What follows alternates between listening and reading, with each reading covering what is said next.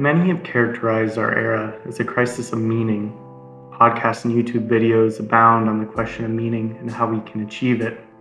Psychologists like John Vervaeke and Jordan Peterson have had a large impact on the world as many people search for meaning themselves. One of the prevalent issues of this meaning crisis is the preponderance of depression. Those in the psychological field have described depression as a diagnosis that affects or changes the phenomenal consciousness of man. Depression has often been associated with a lack of meaning in one's life, which got me thinking. What is the relationship between meaning in someone's personal life and epistemological meaning? To examine this link, I will be setting the reported experience of depressed persons side by side with two seemingly opposing epistemological schools. Firstly, I wish to examine Friedrich Nietzsche, as he is the most famous philosopher to announce the death of meaning in the death of God. Secondly, I would like to examine this next to Kenneth Gallagher, as he takes a side with epistemological meaning. However, I believe both epistemologies are useful for overcoming the meaning crisis. Nietzsche and Gallagher provide useful epistemological frameworks to understand the phenomenal experiences of depressed persons. The first symptom of depression I would like to address is the feeling of a lack of agency. The authors of The Lived Experience of Depression, a bottom-up review, explain that people living with depression may feel that they have lost the ability to act in effective or practically meaningful ways. Any causal or necessary chain of connections between the person and outside reality seem to become segregated. Nietzsche, in an essay he entitled On Truth and Lies in a Non-Moral Sense, claims this segregation to be very real at the level of concept. He says, "We obtain the concept, as we do the form, by overlooking what is individual and actual, whereas nature is acquainted with no forms and no concepts, and likewise with no species, but only with an X, which remains inaccessible and undefinable for us. Here, humans are described as external to reality and unable to grasp it." Gallagher, in his work The Epistemology of Knowledge, does not agree with Nietzsche's claims. For Gallagher, the fact that humans do use concepts successfully is proof that our thoughts reach reality. Rather than bridging a gap, thought is immersed in a reality that pre-contains the abstractions of subject and object. The idea is simply near the objective pole of reality, which is immersed jointly with the pole of subjectivity. The reason that the idea as such does not reach existence is that it is fully immersed in existence. Next, depression is often associated with a preponderance of the past. The past self is frequently idealized and desired in the face of the impotence of the depressed present self. This is a sort of nostalgia of meaning. In the past, there was purpose in life, and now there is nothing good. Closely tied to this experience, Nietzsche explains that man forgets that the original perceptual metaphors are metaphors and taken them to be the things themselves. Only by forgetting this primitive world of metaphor can one live with any repose, security, and consistency. Nietzsche believes that language and thought are built up from original metaphors, which do not have any necessity to them. The forgetting of this fact is necessary to return to a world where meaning can be achieved through naivety. Gallagher may not completely disagree with Nietzsche's building up of metaphors, but he does not agree that this would destroy meaning. Gallagher believes that philosophy should be thought in the concrete.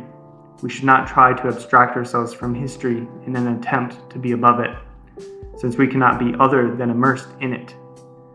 Man's ability to live an authentic existence informed by the past is what allows him to have a fuller depth of meaning. What history does is to pool the experience of the past and to offer it as a fuller opportunity for philosophical penetration. The final and most prominent symptom of depression is struggling with overwhelmingly negative emotions such as guilt and despair, fear, anger, and boredom. The moods experienced by depressed persons are analogous to the relationship of weather and climate. Individual instances of these emotions are like the day-to-day weather, but the habitual permanence of them constitutes a lens for someone's consciousness in a similar way that climate frames a particular location's feel. Nietzsche believes that the man who is guided by concepts and abstractions only succeeds by such means in warding off misfortune without ever gaining any happiness for himself from these abstractions. Though we have seen a fairly close tie between Nietzsche's epistemology and the experience of depressed persons until now, I believe this statement shows that his epistemology leads to the opposite. The person who is led by their thoughts and abstractions failed to reach happiness. Nietzsche clarifies that this is because the man of thought is someone who is merely utilitarian and fails to experience life. The man of intuition, however, suffers more intensely when he suffers. He even suffers more frequently, since he does not understand how to learn from experience and keeps falling over and over again into the same ditch.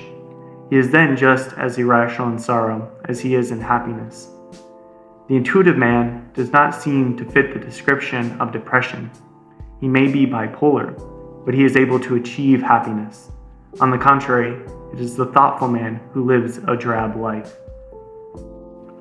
Those who recover from depression invariably understand this process as the simple disappearance of symptoms, as a return to who I was, as the future starting to open up, as a profound existential maturation, or as a middle ground between these experiences. As the healing processes seem to involve something unpredictable, some patients may prefer to speak about discovery rather than recovery. Here we see a mystical quality to recovery, since people describe it as essentially finding something they don't know they were looking for. Gallagher believes man's ultimate verdict on reality is a function of his manner of existing as a human being, and hence of his subjectivity and freedom. If we accept this view, then depressed mood is a function of how a person realizes their subjectivity and freedom. Perhaps if we take the three symptoms we examined and reverse their epistemological equivalents, then we can explain how people are able to recover from depression. While doing this, we must be sure to keep to explanations which fit with the experience of real people. A lack of agency is nearly characterized by the epistemology that Nietzsche endorses. His expulsion of the concept leaves man without recourse to interact with the world. However, if we interpret Nietzsche in a more charitable light, we would find the opposite. Nietzsche was willing to throw out the concept in hopes of a deeper immersion into reality, similar to how Gallagher describes the subject's pre-containment and immersion in reality. What is essential to both of these philosophers is to rid ourselves of dogmatic concepts which fail to interact with experience. Only by connecting one's thoughts with reality through experience could a depressed person ever have a chance to regain a sense of agency. The nostalgic nature of the past is rejected by Nietzsche. He wishes man to see it for what it really is. Gallagher agrees in a similar manner, even if he is more positive about it. Both men are concerned with the current and concrete moment. However, both express the need of the past. Nietzsche recognizes the insufficiency of it, and Gallagher recognizes its useful content and how to move forward. These viewpoints are both necessary to release a tight grasp on the past and open up the future. Finally, an overturning of shallow utility is what brings about a greater range of passion in Nietzsche. Nietzsche is trying to move towards a new utility, a new set of values that Gallagher would likely not oppose. The experience of reality and a deeper connection with it, in whatever way is possible, is what is valued by these two men. Perhaps the experience of the real is what is necessary to recover, or better yet, discover meaning in one's life in order to escape depression. In the end, both of these seemingly opposed epistemologists both wish to establish meaning in a deeper connection with reality. Nietzsche wishes to destroy the values that he sees as abstractions and open man's eyes to the trappings of his often overly dogmatic thought. Gallagher wishes to show that our concepts, as long as they do interact with experience, are references to reality. Nietzsche clears the way for meaning, while Gallagher shows how it is built. Through these two men, we have a useful framework to understand the symptoms of depressed persons. The lack of agency can be overcome by ridding man of his patterns of thinking that tend to lock him inside his mind, forever segregated from reality. This then contributes to man's escape from the past. He is able to lucidly understand the past for what it is, and move forward with agency. Man can release himself from the strict rules of utility that insulate himself from life, and embrace life with all the turbulence that it brings. Through these realizations, man can see color again. What is left unsaid is how to get man to a position where he believes and sees such things. While the application of such an epistemology may be for the expertise of the psychologists, it seems that depression may be overcome by the discovery of an inbreaking reality through experience in which man finds himself an already integral part.